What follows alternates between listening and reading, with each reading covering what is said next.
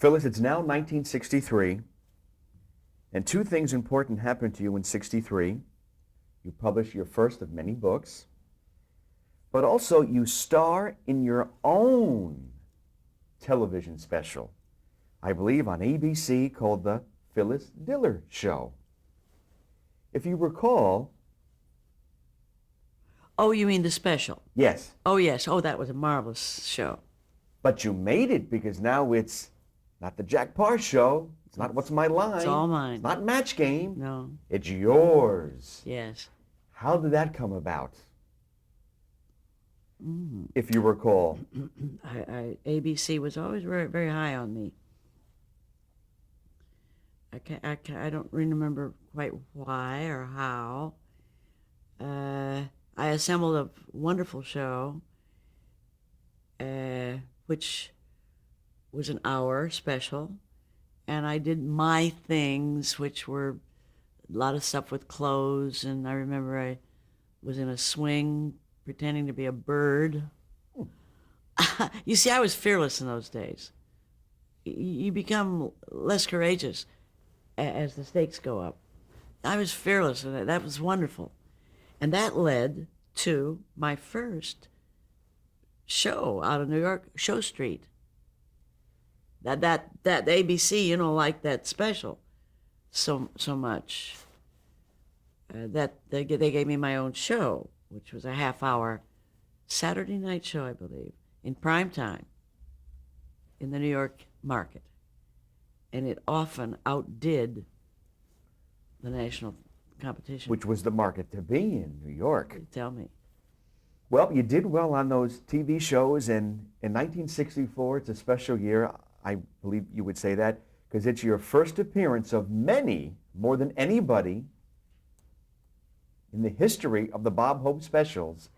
You do your first Bob Hope special. In what year was that? 64. Oh, my goodness. Well, oh, boy. Again, it was a matter of chemistry. He recognized a comic talent, which is inborn and natural with me. You see, when a girl feels that she's ugly, as I did, if she's smart and sensitive, she may develop a comic persona as a defense. A defense. You know you're not going to be the leading lady. In fact, in the school musical, I was always the second banana. I mean, the pretty girl got the guy, but I always got that Marmelstein number that Streisand had in, I can get it for it, I forget the name of that that Broadway show that she stopped the show, It's that ugly girl that takes home the bacon. Well, the chemistry with you and Bob Hope clicked for many TV shows and many films. Well, he really understood my comedy. He loves to have somebody that he can tease. And see, I like to be teased. Mm-hmm. Because that's what I do to myself. It's called mock hostility. I'm mad at the mother-in-law, I'm mad at the neighbors, I'm mad at Fang, I'm mad at everybody. I'm inept, I can't do anything right. And the kind of joke I love most of all is where I'm lambasting somebody and it's obviously my fault. Whatever is wrong is I'm the dummy. That's a double joke. Those are very hard to come by. So you do the Bob Hope special. You're still a tremendous... Many times, yes. You're still a tremendous hit in Las Vegas. How important is television, the definition of television here, how important were the talk shows and the primetime game shows that you appeared on? Extremely important. Believe me, it's called exposure. Exposure does not mean being nude on a bus. It means being seen time and time and time again by people who must become your friend. They must come to like you. I sign every letter that I send out, as you know, Fred, love. Even business letters. Because I know that it's going to be read by a human being who bleeds when he's cut. So I always sign everything love, because if everybody had that feeling, a feeling of kindness for this fellow man and all human beings, it'd be a wonderful world. So I'll be running through an airport, all these years later, and people will say, "We love you." Frequently, that word is used on me. And I have a feeling that it's because I've sent out so much love that it's coming back to me. Now, you see, this is the way you get exposure, if it's good exposure. There have been people who hurt themselves so dreadfully. When I say in public, we're talking television. Because in television, you're often speaking actually for yourself. Like on game shows, they can pretty much get an x-ray of you and your heart, your soul. So, because you're not doing a role. See, in a role, you're hiding between the character, behind the character. You see what I mean? But game shows, that's why game shows are important to exposure. Number one, they get to know you, they get to see you, they know what your name is, and that's very important. Phyllis, you have many firsts. Again, the first lady to play Vegas, more Bob Hope specials than anybody else, and I have written 5 books. But I also believe you have done more television shows than everybody else. And what I would like to do, if it's okay, was to say an individual's name, and if you could give a sentence or 2 sentences about that personality. I love that game. And these are shows, and you've done all of these shows. I've done them all. Let's start with Johnny Carson. Oh, how I respect this man.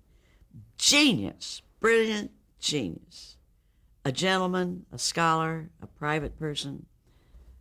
So brilliant and physically fearless.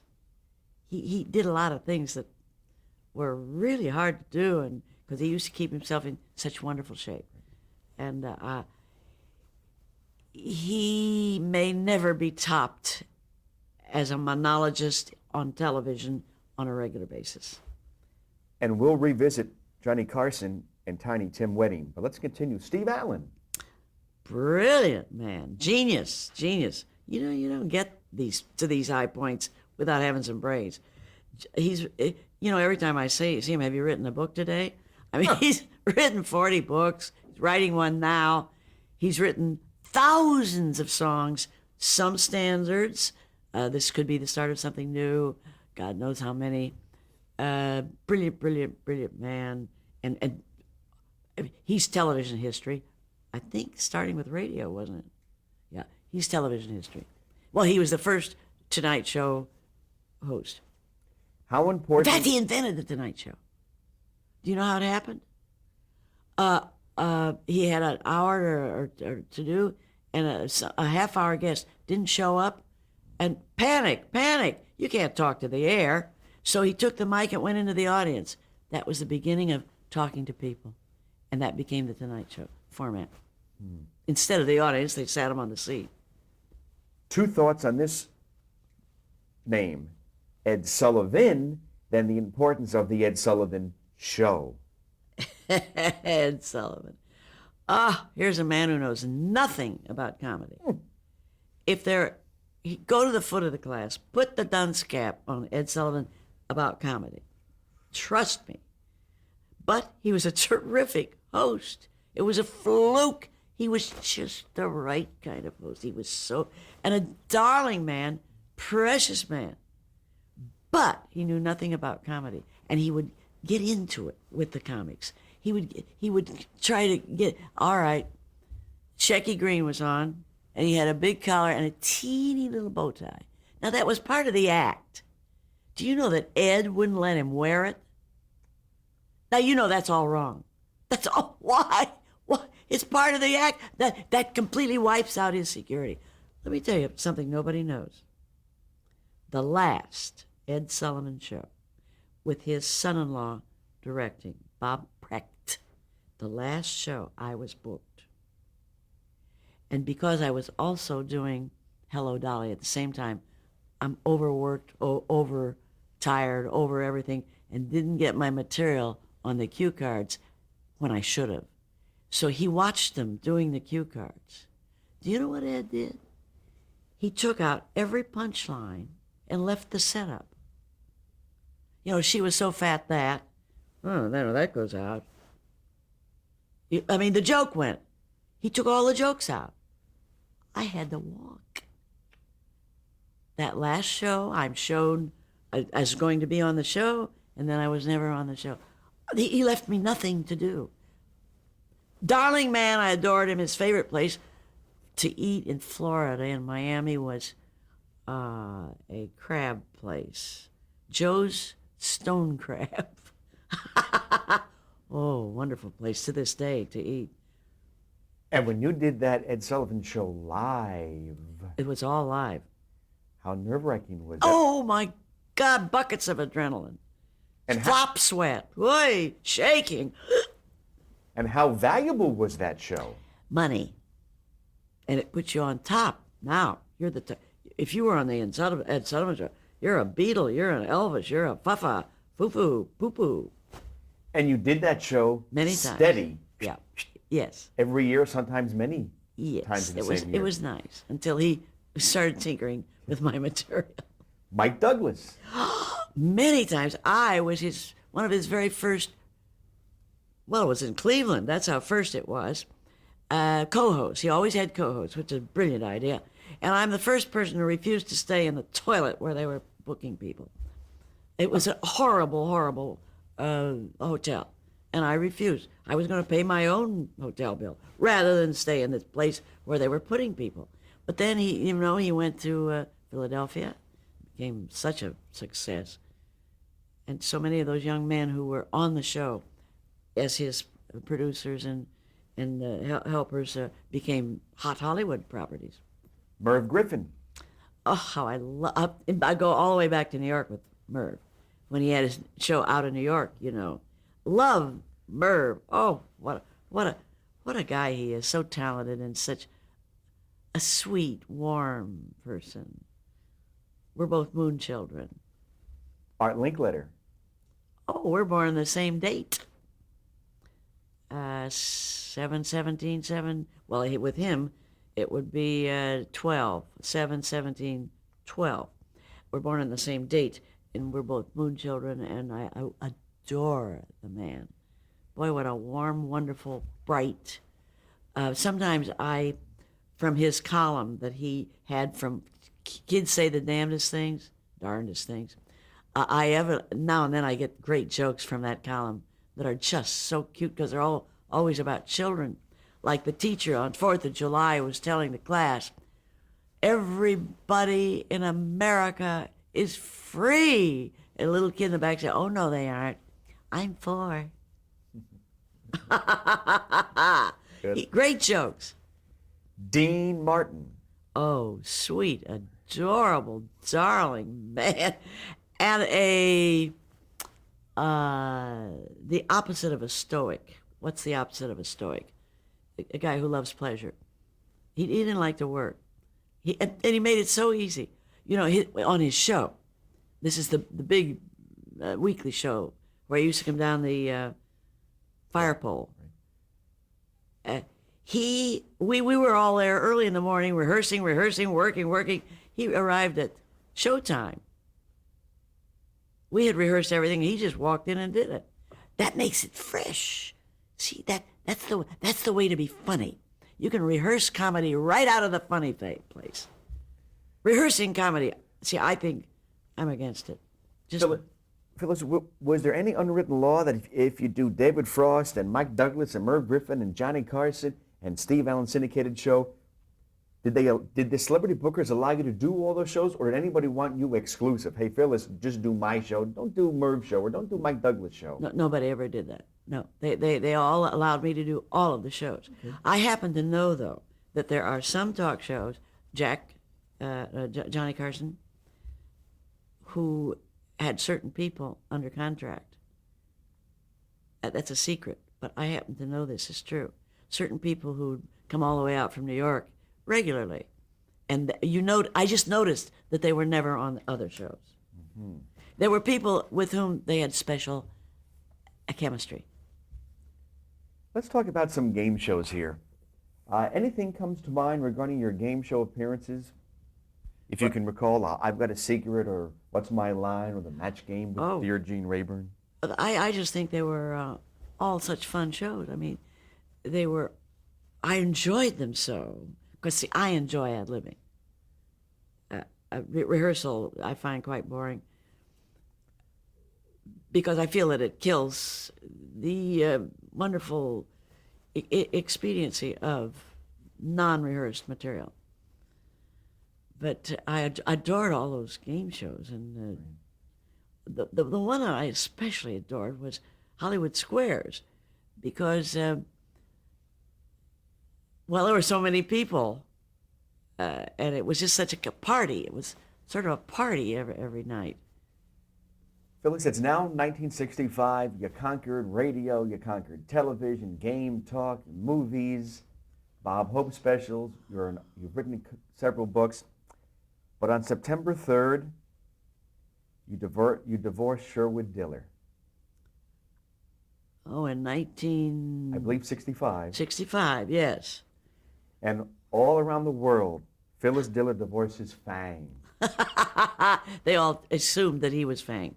But Fang, I claim, is a mythical character because, well, you know, I make him out such an idiot. I had met Ward Donovan 5 years earlier in Wonderful Town. He was my leading man. And when we met, we were both married. He had a wife, and I had Sherwood Diller. But his wife died. And that's when I divorced Sherwood Diller because I had been having an affair with Ward Donovan. His actual last name was Tatum, Ward Donovan Tatum. And I didn't feel any guilt at all because Sherwood Diller had been having an affair with our housekeeper, Miss Norway. so, so it worked out great. Now, Ward Donovan, I believe, who you married just a month or two after the divorce, Ward was very different than Sherwood, correct?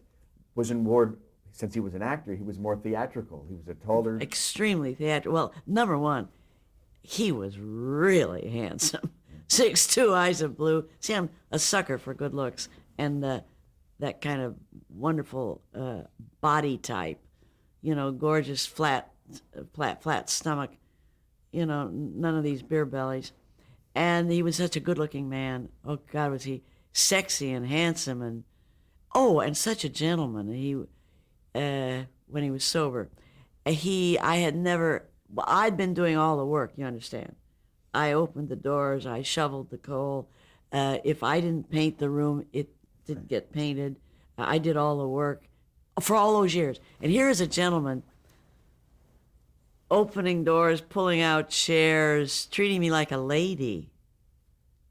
And I learned a great deal from his family. He was from a very social, highbrow family, brilliant people. His brother was a Rhodes Scholar, you know, and he was from a fine family, and he had a drinking problem. Well, Irish. Here I am with a cliche. Well, it's so cold in Ireland. No wonder they drink. And damp. The best is just around the corner for Phyllis Diller. 1966, your own TV show, cover of TV Guide, lots of stuff. But I really want to go back just a little bit to 64, 65, 66, around there, and talk about Bob Hope. In 1964, as we discussed, you appeared in your first Bob Hope special with Milton Berle and Jack Benny. Describe the experience of working with those three gentlemen, because when you were a young girl, those were the guys. These were my idols. These were the guys I worshipped. Here I am, kissing them on the lips.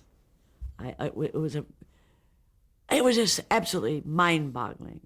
Wonderful, wonderful, wonderful. Describe Bob Hope, if you would please, personally and then professionally.